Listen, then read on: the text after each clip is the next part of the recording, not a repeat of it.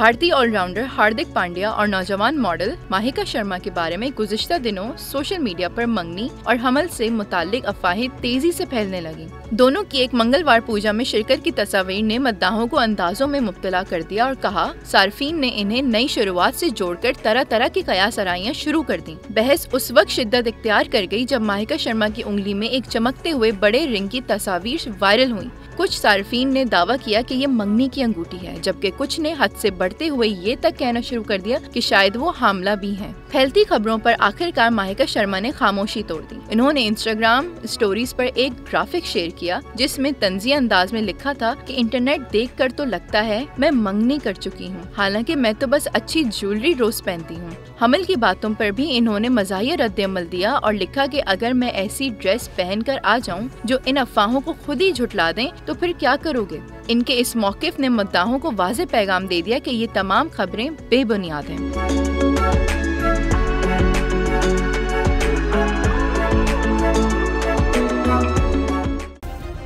Subscribe करें और bell दबाएं ताकि कोई खबर रह न जाए।